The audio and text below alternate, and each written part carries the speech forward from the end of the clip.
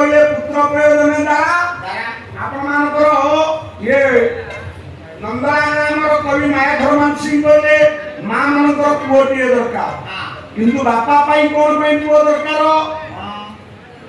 ବାପା ଅଗାଧ ଭଞ୍ଜନ କବି ଭାଇ ବସିଥିଲେ ସେଇଠି ହେଲେ ଆମର ମଝିଆ ଖଣ୍ଡ ଆମେ ଅଗାଧ ଭଞ୍ଜନଙ୍କର ଗାଁ ଲୋକ କଣ କହିଲେ?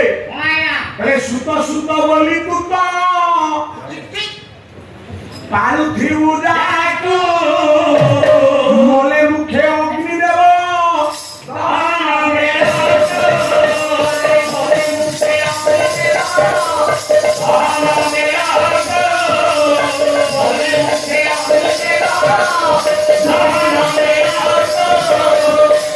ପିଣ୍ଡ ଦାନ ଦେବା ପାଇଁ ବାପା ମରିଗଲେ ପୁଅଟିଏ ବଞ୍ଚିଥିଲେ ପୁଅ ଦବ ବାପାକୁ ପିଣ୍ଡ ଦାନ ଶୁଦ୍ଧି କ୍ରିୟା କରିବ ପିଣ୍ଡ ଦାନ ବାର୍ଷିକ ଶ୍ରାଦ୍ଧ ଦବ ପୁତ୍ର ପ୍ରୟୋଜନ ଦ୍ୱାରା ପୁତଃ ପିଣ୍ଡ ପ୍ରୟୋଜନ ପିଣ୍ଡ ଦାନ ଦେବା ପାଇଁ ପୁଅଟିଏ ଦରକାର। ଆଚ୍ଛା ଏ ଲକ୍ଷ୍ମଣ କୁମାର ତା ଆଗେ ମରିଗଲା, ଦୁର୍ଯ୍ୟୋଧନ ତ ରହିଲା ପିଣ୍ଡ ଦାନ ଦେଇପାରିଲା ନା। ପୌରାଣିକ ମତରେ ପିତୃ ଋଣ ସୁଝିବା ପାଇଁ ଆପଣ ମାନଙ୍କର ଲକ୍ଷ୍ମଣ କୁମାର ତା ବାପାକୁ ପାର କରିଦେଲା।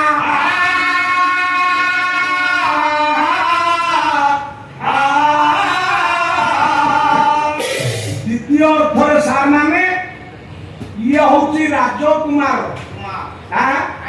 ହୀରାର ସାଞ୍ଜୁ ଆଜ୍ଞା ବେକରେ ପିନ୍ଧିଥିଲା ଛାତିରେ, ହୀରାଟା କୁଆଡେ ଆପଣ ମାନଙ୍କର ପାଣିରେ ବୁଡ଼ିବ ନାହିଁ, ଭାସିବ। ଅନେକ ହୀରା ଜାତୀୟ ଦ୍ରବ୍ୟ ମୁକ୍ତା ହୀରା ସାଞ୍ଜୁଏ ପିନ୍ଧିଥିବାରୁ ଇଏ ପାଣିରେ ହୀରା ବୁଡ଼ିଲାନି, ତା ଉପରେ ଲକ୍ଷ୍ମଣ କୁମାର ଶୋଇଲା, ତା ଉପରେ ଦୁର୍ଯ୍ୟୋଧନ ବସିଲା, ବୁଡ଼ିଲା ନା।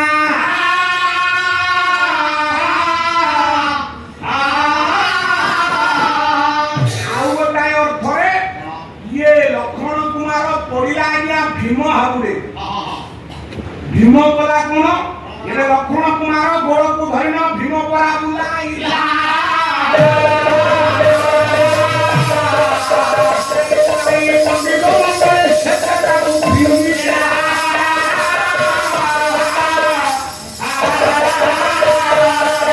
ଲକ୍ଷ୍ମଣ କୁମାର ଶବକୁ ଧରେ, ଲକ୍ଷ୍ମଣ କୁମାରକୁ ଧରି ମା ମାନେ ଭୀମ ବୁଲେଇଲା, ତା ଭିତରେ ଥିବା ରକ୍ତ ଗୁଡିକ ବାହାରି ଯାଇ ପବନ ପଶିଗଲା। ଭୀମ ବୁଲେଇ ବୁଲେଇ ବୁଲେଇ ବୁଲେଇ ସାର୍ ଶେଷରେ ତାକୁ ଫିଙ୍ଗି ଦେଲା। ଏଇ ସେଇ ଶବଟାରେ ପବନ ପାଇନ ମୁହଁ ମାରି ପଡି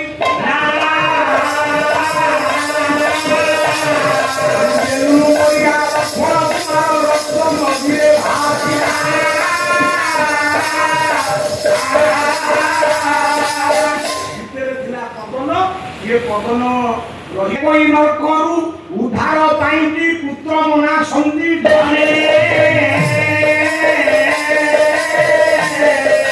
ସେହି ପୁତ୍ରରେ ପୁତ୍ର ହୋଇବ ସହସ୍ର ଲକ୍ଷ ଉଦ୍ଧାରେ।